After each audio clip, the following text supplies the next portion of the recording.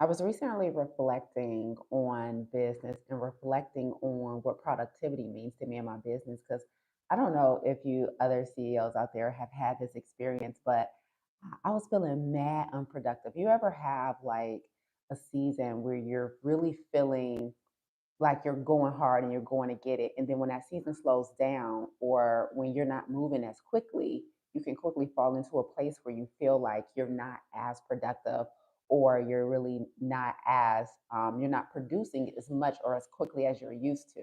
And so that's kind of the experience that I had recently. And it caused me to move into a state of reflection about what productivity means to me and what productivity means in my business now these days.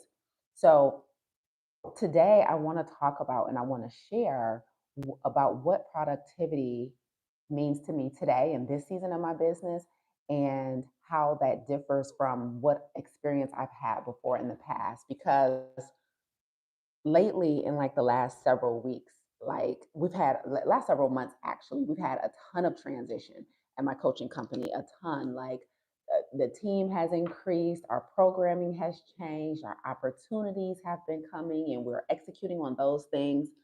And so I really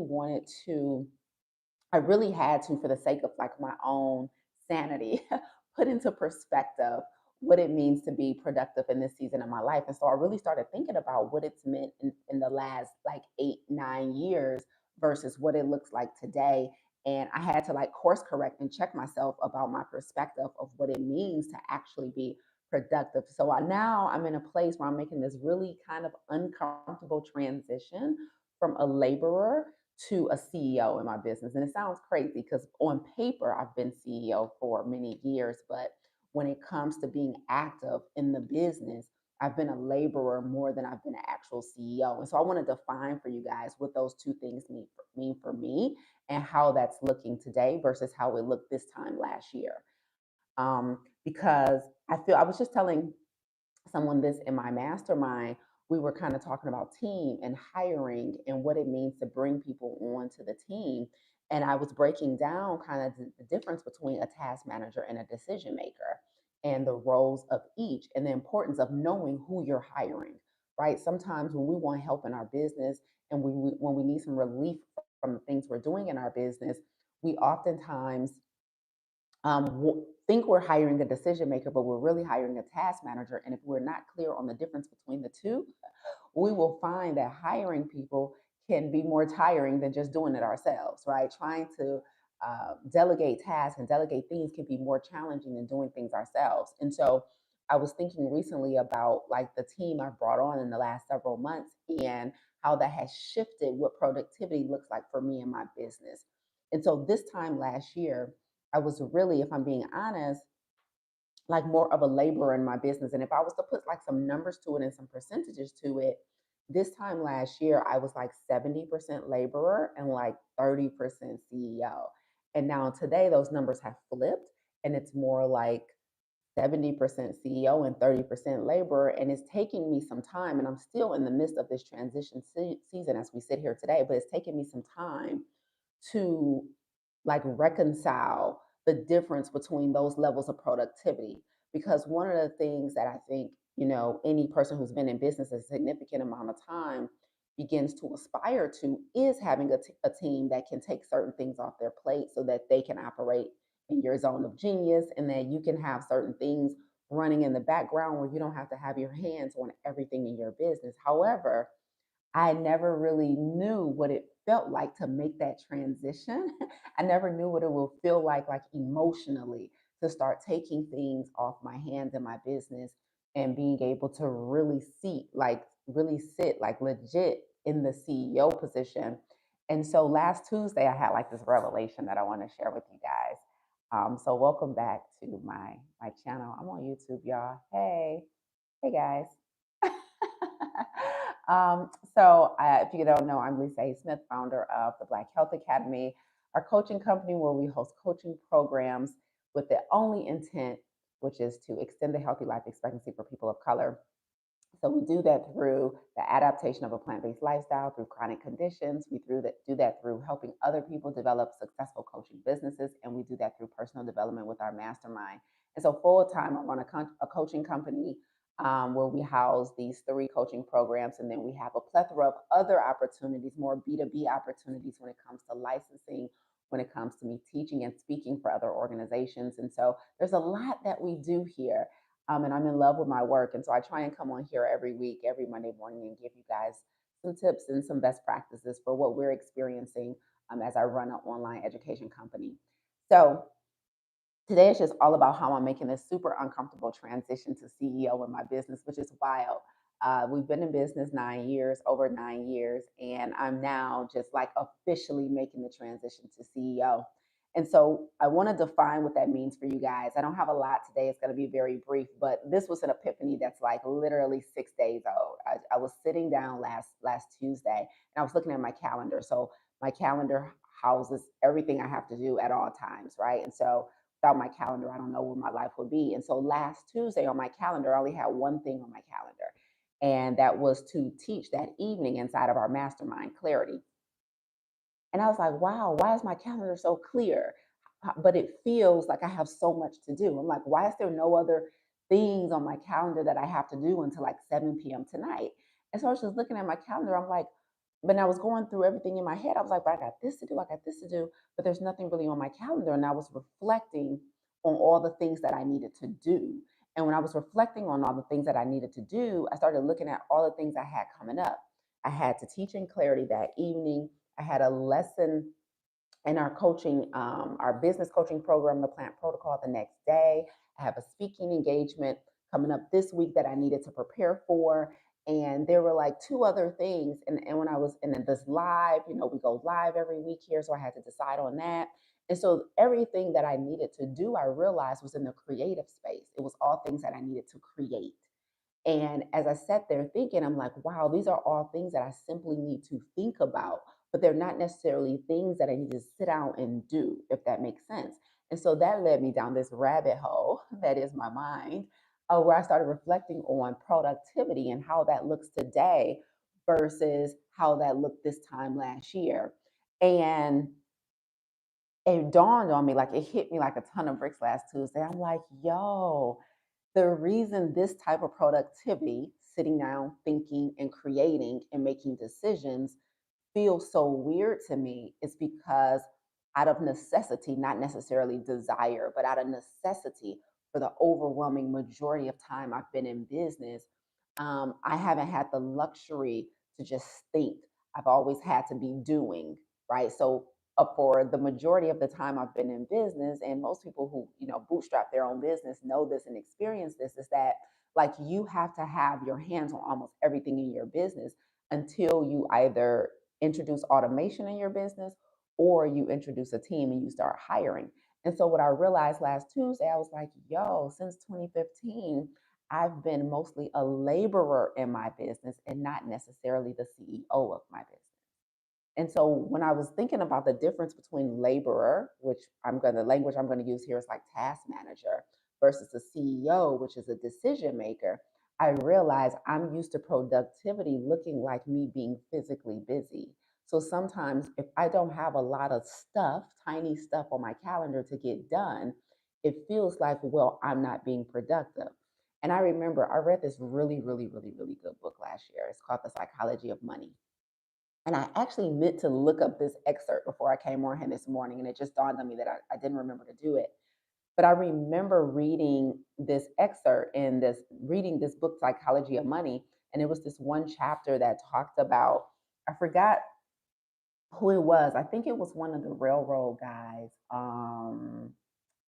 I forgot who this guy in history name was, but I forgot who his name was. But it was like a short history lesson, and and it was, I think it was one of the Vanderbilts. I can't remember. But in this book, he was talking about how this guy had like what was considered at the time this really quirky personality because he didn't talk much. And they talked about how everyone that worked for him would always talk about how he was always so quiet and reserved and reflective. And it would seem like he was never doing anything. He would sit in this chair in his office and just like stare out into space and always just be in a reflective space. And when people came to him for stuff, he would always ask more questions than he would answer. And he just had this, like, what was perceived at the time as like kind of this odd, quirky personality, where he was known for being really quiet, and all he would do all day is think and then make decisions. And so when I read that about this guy in this book, I was like, yo, that is me. Like that is my desire. Like I have this chair in my office, and I'll sit in it sometimes, and I would just sit there and think for a long time. And I'm like, wow, this really feels like, when I would do it, it would feel like a luxury.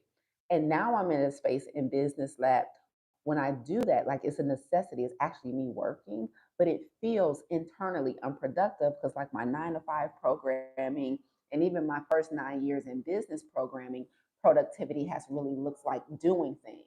So if I'm not at my computer with a bunch of tabs open, moving stuff around, answering emails, working the back end systems of our programs, making sure all I's are dotted and T's are crossed, anything outside of that just felt unproductive. Like for me to have a day on my calendar that's mostly clear, besides me having to teach that evening, it really felt like unproductive when I knew in my mind, like I'm like, there's all these things that need to be done.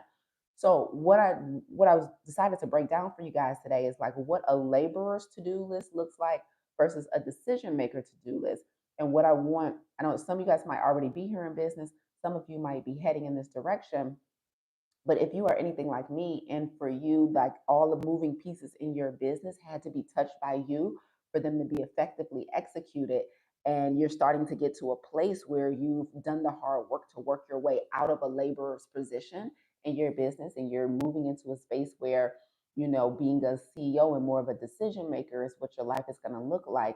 I want to invite you into this conversation and let you know that productivity looks many different ways depending on the title you hold and the season of business that you're in. And for me, it's starting to look way different. And I had to, like, from like a mindset standpoint, like reconcile that because it was starting to weigh on me. I'm like, am I like just losing my steam in business? Like I've really been like in a reflective state about this for like the past week. Like, am I starting to lose something? Is something wrong? Like, am I not as productive as I used to be? Like, what's wrong? And even though you like my team is running meetings without me, it's kind of crazy. Program coaches are coaching in our programs without me, and they're just reporting back to me how class went afterwards. And I'm just like, meanwhile, I'm doing things that seem like more fun than anything, and I'm feeling guilty about it. And so there's all these feelings and emotions that come with like officially transitioning to CEO in your business. Because like registering a business and getting a business off the ground, you're usually not a CEO yet. Like as hard as it is to admit for many of us, when we start businesses, especially minorities, when we start businesses, we usually, if we're being honest, we just really just created a job for ourselves. Like we started a business, but we don't get to operate like in a CEO position until typically some time in service and you've been able to work yourself out of certain positions. But when most of us start companies, we're usually just creating a new job for ourselves versus running a company where we employ and create jobs for others.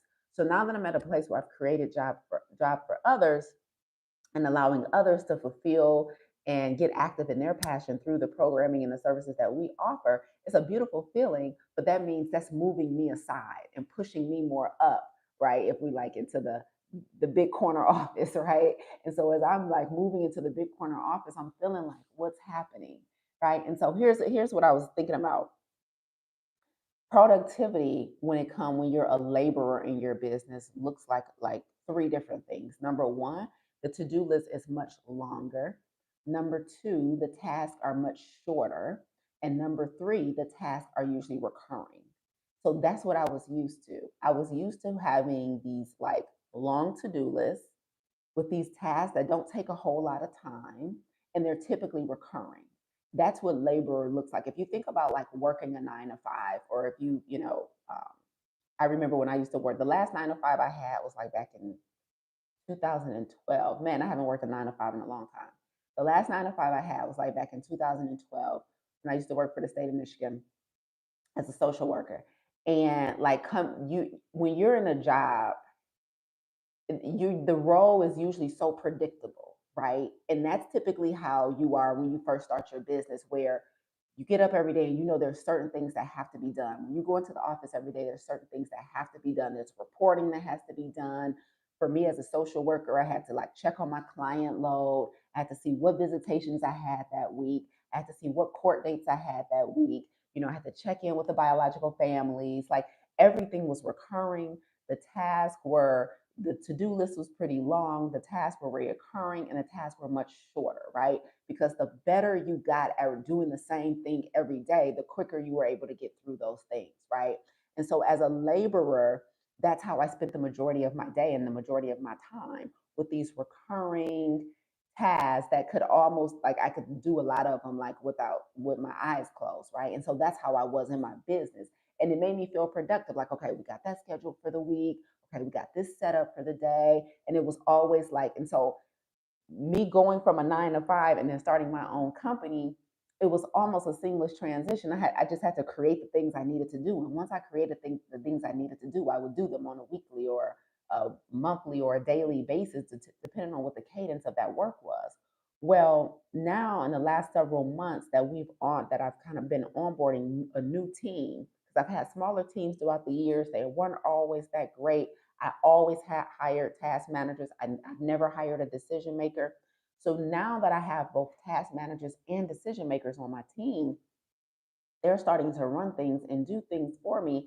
And so now I'm moving into more of a decision maker, a CEO role. And what I realized last Tuesday was while a laborer's productivity looks like long to-do list, shorter tasks, more recurring, a decision maker's or a CEO's to-do list looks just the opposite, right? It usually is a much shorter to-do list. The tasks are much larger, and they're not as recurring. And so there's way more weight on the things you do as a decision maker, and it requires way more reflection. It requires way more time where you are sitting down and being more intentional about your thinking and about your thought process because the decisions you have to make are now going to trickle down, not just to the clients and the customers you serve, but also your internal customer, which is your team, right? We have internal and external customers. And so now that I'm in a space where I have to actually take more time to make bigger decisions, and then those big decisions usually are going to require work and things to be disseminated amongst the team. It's way more, mm, while it's way less taxing on me physically, it's way more taxing on me mentally, right? Because the thing about having a team is while you get to relieve yourself of a lot of things and a lot of tasks, you also take on a huge responsibility, right? Because you don't want to deploy an idea or something that is going to cause people to do all this work and you don't articulate it correctly, you don't plan correctly, or you don't do enough research and enough you don't use enough discernment to decide if this is even a good idea to deploy at this time. And so you don't want people be busy doing things that isn't going to produce what you intend for it to produce. And so now I have more pressure to think, to spend more time thinking as opposed to doing. And so productivity now for me looks like more reflective time, more thinking time, more time where I am pondering and making decisions. And now those decisions are weighed upon differently on the rest of my people. And so I'm reconciling that because it's uncomfortable. And as you pass things on to people, you have to train them up right and you have to make sure they're in a position so that their gifts and their talents can be fulfilled and so that they can feel satisfaction in the role that they're in. And so one of the decisions I made a decision recently, and I forgot I've made it, and Kiwi reminded me. But one of the things, because we have smaller teams based on the programming that they work on in the company, right? So for our plant-based coaching program, Farm to Table, that's one team, and then for our business accelerator, the Plan Protocol, that's another team, and then we have another team that works on our branding and special projects, right? And so one of the decisions I made recently, I'm like, wow, while we have all these moving pieces happening at the same time, I want to make sure that everybody on the team feels part of the mission. Like when I've been studying leadership for like the past couple of years, and I know one common theme among all the leadership stuff that I study is one of the ways that you ensure that people stay fully active in your company and stay committed to the work is that they have to feel like the work that they're doing is directly contributing to the mission. So I remember telling Kiwi recently, like, hey, when we start our meetings every week, I want to make sure at the top of each meeting, I'm sharing the wins from the company with everybody so that even though maybe their role didn't touch this part of the business, I want them to see how everything that they're doing is contributing to our bigger mission of extending the healthy life expectancy for people of color. So I remember at our meeting just last week, he would remind me like, Lisa, did you want to go over some wins? I'm like, oh yeah, I do want to do that, right? So I'm making these CEO decisions and they happen to be reminded that I made them. So it's kind of cool. But it's like it's one of those things where now I have to take off my laborer hat and now I'm doing less of the recurring things and I get to be choosy about the stuff that I'm going to keep in my business, right? So I think it was like our live last week or the week before. I talked about some things that I'm still choosing to retain in my business that is recurring, right? Like everything that has to do with our messaging. So I'm still going to write our emails. I'm still doing our captions on social media. I'm still choosing my topics about what to go live with. And I'm still doing my podcast, all the stuff that has to do with creation. I'm still doing those things because it's important to me that our clients and our audience, internal and external clients, hear my voice and hear thoughts and reflections directly from me. But now I'm just in thought more. I'm just just in this like in downtown Detroit, we have this thing called the Spirit of Detroit, and it's like this giant statue or whatever it's called, and it's like just this guy who's just in this posture, like this, like they call him the thinking man, I guess, and that's me like all day now. I'm just like just looking weird, just constantly thinking, and it's like, what do you have to do today? Make decisions. What do you have to do tomorrow? Make more decisions, right? And so everything's like decisions, decisions. And so it's like, what am I going to talk about on Monday on YouTube? Then tomorrow I'm having a speaking engagement. Then tomorrow night I got a coach. And then Wednesday morning I got a coach again. And then I got clients. And then I have opportunities coming. And now we have like these opportunities to submit these proposals for partnerships in business. So I have to sit down and just think now. So productivity today, now that I'm more 70% CEO and 30% laborer versus the inverse of that, which it was a year ago, is looking like me just being still. And so I guess the takeaway for you guys who are maybe aspiring to get to that place or already in that place is that the thing that I'm learning in this uncomfortable period is that being still is productive AF, right? Like if you master the art of stillness, you can get a lot done, right? I guess that will be the Lisaism for today, right? Will be like when you master the art of stillness, you can get a lot done. Don't let this grind culture, don't let 9 to 5 programming, or don't even let the humble beginnings of starting a business fool you into believing forever that productivity looks like you're constantly busy from the outside, right? Like mastering the art of stillness can be one of the best ways to excel in business if you know how to be still, right? And so as I'm moving into this place where I'm just like less on my physical calendar, but the decisions I have to make are bigger and they're more impactful because now we don't just have external customers, we have internal customers that I have to honor as well. I think that like this is a new season and I want to get this right, and so I want to be still more often to make better and more sound decisions in this place, and making sure that I don't let the 9 to 5 grind culture, the go always on the go, the always like feeling like I have to do everything myself, let understanding the power and the strength in releasing things to other people and allowing them to fumble it and adjust as they get it right and they master it at the level that I had mastered it. There's a huge lesson in that. And I believe we are at risk of becoming the bottlenecks in our business if we don't master the art of stillness, right? And we don't master the art of slowing down, in order to speed up, as they say. And so during this transition period, I guess I'll be sharing more with you guys about like kind of the difference between like what I'm noticing as I become less of a laborer, more of a decision maker.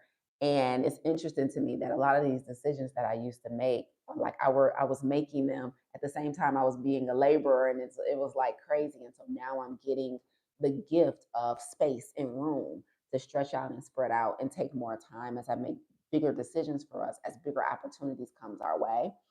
And so I'm like, this is weird, but it's super cool to like literally now be officially like working my way out of the business and into the like corner office with the view. You know what I'm saying? So that's just what I wanted to share with you guys today. That was just on my um, list. I think the final thing I wanted to share with you guys, I forgot I had took a note, which is the four things I kind of did to get here, which are short and sweet. If you are in a place where you are doing a lot of stuff in your business right now and it's feeling like, how is this sustainable? Like, how can I keep this going? I need a team, I need help. I would tell you the four main things that I did to get to a place where I was able to safely start transitioning from being a laborer and a task manager to a CEO and a decision maker. The first thing I did is that when I was working as a laborer, I operated in excellence, right? So I made sure that I set a standard of what these tasks and productivity should look like at this level so that when it was time to bring somebody in and train them on it, it had already been done at a standard that I was proud of. And so I could start them off at excellence and I could demonstrate to them what excellence looks like in this role because I had already been producing at that level as a laborer. So the very first thing I did to start making this transition is I intentionally operated out of excellence as a laborer. I would say the second thing that I did, and this is really important, is I created standard operating procedures as I went in anticipation of having a team. So also know this, if you're doing a lot of stuff in your business right now, your goal is to stay in business, your goal is longevity. I know for a fact you don't always want to be in that place, right? So anticipate the fact that you're going to have help one day and start documenting the things that you are doing. You have to create SOPs. You have to, because you will, when you hire a team, and this happened to me years ago when I tried to hire help before, many times before, where you have to take so much time training people because you have no documented process. And so one of the things I started doing in the last couple of years when I knew, I think I started in like 2021, I'm like, I know for a fact I'm not going to be doing this forever. And this is the new tax that we're introducing or a new system that we're introducing in the business. I started documenting when I created the plant protocol, our business accelerator and certification. I started documenting from day one every single thing that I did in that program because I knew that I was going to eventually have program coaches and administrators in that program. And so now here we are in 2024, and that's exactly what I have. And so as I was onboarding Sharon and I was onboarding Milan to work in the plant protocol, it was so much easier because I already had a procedure on paper of how we do this, right? I had documented the steps that you should take if a person is coming up and if we get a new client in the program, this is how you onboard them. I had already had a documented onboarding process. So the second thing I did to prepare myself to move into a decision making role in my business is I documented the procedures of the things I was doing. The third thing that I did to get to this place is I attracted and recruited a team. So recruiting a team means you actively go out and look for people. Like you may post a position somewhere, like on the traditional route, and you might on a job site or something like that, or you make a blast. You might make a post on social media. Hey, we're hiring for this, whatever. That's recruiting a team. But I am so proud of the fact that not only is part of my team recruited, part of my team was attracted to me. So there are people on my team who asked to work for me that I never had to recruit. And this is dope. So I would say our team is half and half recruited, half invited themselves in. And so one of the ways that you're able to get to a place where you can move into more CEO and you can get up to 80 to 90% decision maker the majority of your day, and you don't have to be a task manager, is you work out of excellence so well and you demonstrate your commitment to your mission so well and you're consistent for so long that people want to work for you. So if you want a team, right, demonstrate what it means to work in a business with excellence, with determination, with consistency, with fervor, have a mission that people feel like they can latch onto. Like, I don't think I'm the attractive person in my business. I think our mission is. I think the work that we do is. I think all of the literally thousands of people that we touched over the years and the evidence of that is what's most attractive. And people love to be a part of a mission, right? And when your mission is simple and clear, you attract the right people to you. So I attracted my team as much as I recruited my team. And that's something I'm super proud of. And that actually just kind of dawned on me when I was thinking about this live today. I was like, how can I tell people what I did to get to where I am? And I was like, oh, I didn't just recruit a team. I didn't just say, hey, I need an administrator or a project manager for this in my business. I actually had people come to me and ask, like, can I work for you? Right. And so I'm like, yo, that's dope. I don't even know if I realized how much that was worth bragging about. Right. And so I attracted my team as much as I recruited my team. And the fourth thing that I did to get to this place is that when I got the team, this, this is the big one. When I got the team, I immediately relinquished control. So when I got the team, here's the thing, it's so crazy. You would think that once you have a team or once somebody has a team, that means that they have willingly handed over tasks to their team. But sometimes, if we haven't mastered the art of stillness, and if we haven't mastered the art of delegation, and if we haven't mastered the art of letting go, we will have a team and we will still be trying to be a part of the team in such a way that doesn't allow them to spread their wings and be effective and be creative, right? And so, as I got the team, I immediately relinquished control. And this is something that in real time I had to talk myself through. Like I remember the meeting almost 2 months ago when Kiwi said, Lisa, you're gonna have to stop going live on Instagram and Facebook and only go live on YouTube. Like everything in me wanted to be like, I wanted to challenge that idea. Everything in me wanted to challenge that idea. But I was like, Lisa, if you invite the team in and you put them in certain positions that you trust they can execute on, the only way you can prove you trust them is by allowing them to be in that role, right? And so I had to relinquish that. And so here we are on YouTube, right? And so you have to relinquish, over those things to your team and trust them in the role that they have been placed in because you made the decision to place them there. And so you not acquiescing is is it's almost like an oxymoron. Like I'm giving you the responsibility, giving you this responsibility, but now I am not like stepping back and allowing you to take fully on. And so it's like, which one is it? Do you trust me to do this work or do you not trust me to do this work? Right. And so one of the ways you can move quicker into being a decision maker and being a CEO in your business and get out of the laborer, getting off the factory floor, if you will, is by as quickly as possible surrendering to the delegation that you've put in place, right? And so I think that has been a beautiful thing as I kind of reflect on how I got here. So I hope those four things help with you. Number one, I operated in excellence as a laborer. Number two, I documented everything I was doing because I knew I wouldn't be a laborer forever. Number three, I both recruited and attracted my team by having a mission that was clear, by being consistent in business and consistent in showing up for many years and operating out of a spirit of excellence and integrity. And finally, once I got the team and got the people in place, I immediately surrendered to the delegation. So that's how I got to where I am. I hope that's helpful for you guys. And so just remember that productivity looks different when you get to this season in business. And don't let the grind culture of America and the grind culture of bootstrapping a business and see 9 to 5 programming tell you that you should be busy all day and that you should just be bouncing from one tab to another, but recognize that there is a ton of value and a ton of magic that happens in stillness when you allow yourself time to just think through decisions and think through things as opposed to feeling like you always got to be doing things, right? So now today, productivity for me looks like more reflection, more decision making, and I'm falling in love with it slowly but surely. But I'll report back to y'all. That's it for me, guys. Listen, if this was helpful, all I'm asking, we just got to get up to 100 subscribers. Like, let's celebrate every 100 subscribers we got. So I think we're like 9 away. We're at 99, 91 subscribers. That's pretty cool. We weren't at 91 last Monday. So I'm going to count that as a win. Okay. I don't know how to go crazy on YouTube yet, but we're going to figure it out. Adrian, you're so welcome. I'm glad this was helpful.